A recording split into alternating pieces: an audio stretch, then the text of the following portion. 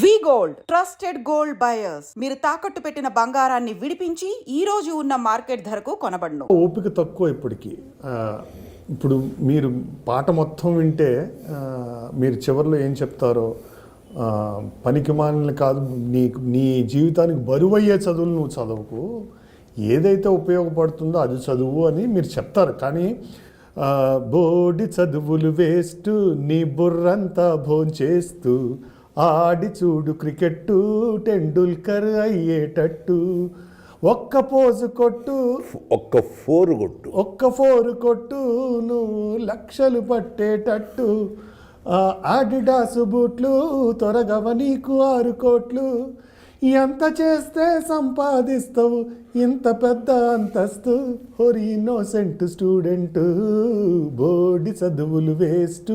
ఇక్కడ మీ అంత పరిణితి పిల్లల వరకు వద్దు బాబాయ్. చాలామంది పెద్దవాళ్ళకే ఆలోచన ధోరణి ఓన్లీ ఆ అవుటర్ స్ట్రక్చర్ని తీసుకుని, సీతారామ శాస్త్రి గారు బోర్డు చదువులు వేస్ట్ అన్నారండి, బోర్డు చదువులు వేస్ట్, సిరివెన్నెల సీతారామ శాస్త్రి రేపు ఈనాడు పేపర్లో హెడ్డింగ్, అంతవరకు తీసుకుని దాన్ని పిల్లలకి ఇలాంటి మీలాంటి వాళ్ళది ఒకటి కోతి కొబ్బరికాయ ఇచ్చినట్టే సీతారామ శాస్త్రి గారు చెప్పారని వాళ్ళు ఇంకా ఆటలు మొదలేసి అంటే తప్పుగా అర్థం చేసుకోరనే భావం మీకు ఎప్పుడు కలగలేదు? కారణం ఏంటంటే మొట్టమొదటి దానిలో ఆత్మ చైతన్యం ఉంటే డైరెక్ట్గా వెళ్ళి స్పర్శిస్తుందని ఇందాక చెప్పాను.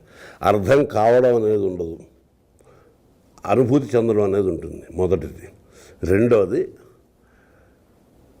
ఆ ప్రశ్న నీకు తగలాలి అంటే అందుకని పాటని ఆ ట్యూనులో నుంచి, పాడే విధానంలో నుంచి, సంగీతంలో నుంచి, చిత్రీకరణలో నుంచి బయటికి తీసి చదవండి అని నేను ఎందుకున్నానంటే ఇది నేను అంటున్న మాట కాదు, మీరు అనుకోవాల్సిన మాట. మొన్న నా మిత్రుడు ఒకతను అన్నాడు, ఈ బోర్డు చదువులు వేస్ట్ రాసినప్పుడు విద్యా విధానం గురించిన ఆయన అభిప్రాయం, మీ అభిప్రాయం ఏంటో కనుక్కుందాం అనుకున్నానండి అన్నాడు.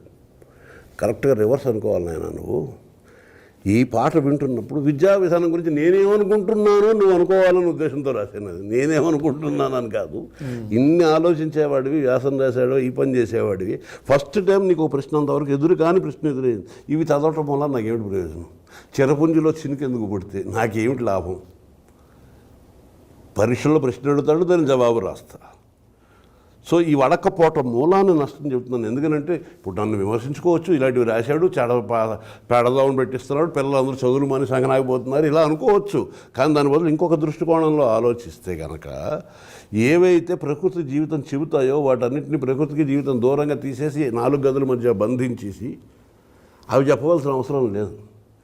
దానికన్నా చెప్పవలసిన విషయాలు చాలా ఎక్కువ ఉన్నాయి. వాళ్ళని బతకని ఇవ్వాలి.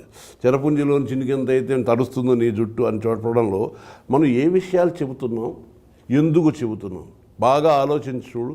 మనందరికీ అనుభూతి.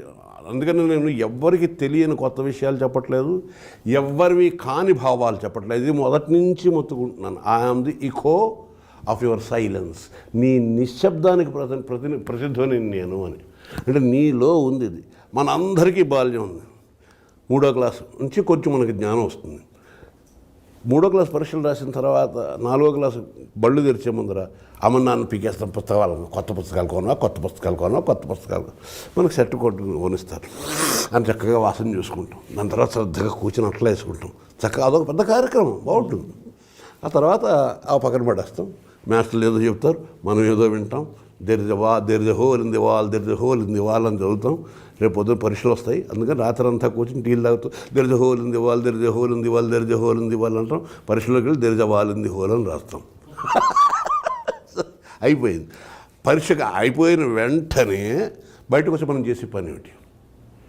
4వ క్లాసులో కొంత ఏదో చదువుకున్న ఏడాది పాటు చదవవలసిన ఏ సబ్జెక్టు లేదు పాఠశాలది. ఆ మాట అందరూ నమ్మండి. మొట్టమొదటి ఏ సబ్జెక్టు ఏడాది పాటు చదవలసిన అవసరం లేదు. మామూలు సెలవులు, ఆదివారాలు సెలవులు, పండగలు, గిండగలు, దండగలు అన్నీ పోగా, అలకలు గిలకలు, స్ట్రైకులు, సమ్మెలు ఇవన్నీ పోగా నెలలాళ్ళు కూడా పట్టుమని నెలలాళ్ళు కూడా మనం ఏమీ చదివిన పాపని పోలేదు, చదవక్కర్లేదు, పక్కన తీసిపెట్టు.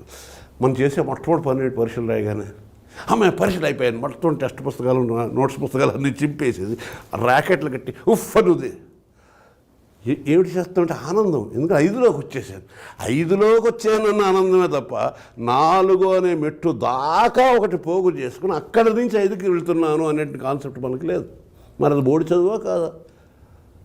గాంధీజీ 1969 అక్టోబర్ 2న పుట్టారు. 3వ క్లాసులోనూ అదే పాఠం, మళ్ళీ 4లోనూ చెప్పి, మళ్ళీ 5లోనూ చెప్పి, మళ్ళీ 6లోనూ చెప్పి, మళ్ళీ 7లోనూ చెప్పి, ఎంఏలో కూడా చెబుతూనే ఉన్నారు. కానీ అదే ఒక 3 గంటల సినిమాగా ఆటను బరో తీస్తే మామూలు ఈ టీనేజ్ పిల్లలందరూ చేరి సినిమా చూసి వచ్చి టెట్టడే తెర తీయగానే అని మొదలుపెట్టి 3 గంటల పాటు కంప్లీట్గా గాంధీ సినిమా అంతా చెప్పేస్తాడు. బెన్ కింగ్స్లీ అంత బాగా చేశాడు, ఆటన్ బెర్ అంత బాగా డైరెక్ట్ చేశాడు, ఎంతెంత బాగున్నాయో. వాడు అప్పుడు ఏం చెప్తున్నాడు వాడికి ఏం తెలుసా? ఒక సెంచరీ కథ చెప్తున్నాడు. 1869 నుంచి 1948 వరకు ప్రపంచ చరిత్ర గురించి మాట్లాడుతున్నాడు. మరి ఇప్పటివరకు చదువుకుంటున్నదే కదా, తెలియలేదే. 3 గంటలు చెప్పేశారు. ఇప్పుడు ఎలా తెలిసింది? ఎందుకంటే ఇది కథలా చెప్పారు కాబట్టి, వాడికి ప్రియంగా చెప్పబడింది కాబట్టి. సో మనకి చెప్పే విధానాలు 3 ఉన్నాయి: ప్రభు సమితము, మిత్ర సమితము, కాంతా సమితం అని. ప్రభు సమితం అంటే శాసనం, అమ్మ నాన్న చెప్పేది, నాన్న చెప్పేది, అది చేయి తాట తీస్తా అంటే చేయటమే మాట్లాడడం, ఎందుకు చేయాలో తెలియదు కానీ డిసిప్లిన్. సో వేదం చెప్పే మాట మనం ప్రభు సమితం అంటాం. మిత్ర సమితం అంటే స్నేహితుడితో మాట్లాడుతున్నప్పుడు ఇలా చేస్తే బాగుంటుంది, నేను విన్నదాని ప్రకారం, నాకు తెలిసిన దాని ప్రకారం, మా పెద్దలు అన్నదాని ప్రకారం, నేను చదువుకున్న దాని ప్రకారం నేను నీకు సలహా ఇస్తున్నాను, వింటే బాగుపడతావు, తర్వాత నీ ఇష్టం. సలహా ఇచ్చేది పురాణాలు, ఉపనిషత్తులు, ఇవన్నీ మిత్ర సమితం అంటాం. కాంతా సమితం అంటే నీకు చాలా ఇష్టం వచ్చేటట్టు మంచి ఒక కథ చెప్పి ఆ కథలో రకరకాల నవరసాలు చూపించి ఒక స్త్రీని ఒక భార్యని ఒక దుర్మార్గుడు ఎత్తుకుపోతే కాలం దూరం చేస్తే భర్తగా వాడి ధర్మం ఏమిటి, వాడు ఏ విధంగా నిర్వహించుకున్నాడు, వాడు ఎన్ని కష్టాలు పడ్డాడు, ధర్మం కోసం ఏ విధంగా కష్టాలు పడ్డాడు, ఎలా అంతమంది ఒక పెద్ద రామాయణం చెబితే రామ అయణము అంటే రాముడి ప్రయాణము, మనిషి ప్రయాణం కథగా చెబితే మనిషి ఎలా జీవించాలి అనేటిని ఒక ఉదాహరణగా మారిపోయాడు ఆ క్యారెక్టర్. ఎన్నో శాస్త్రాలు చెప్పగా సాధ్యం కాని విషయం ఒక కథ ద్వారా చెప్పడం సాధ్యమైపోయింది.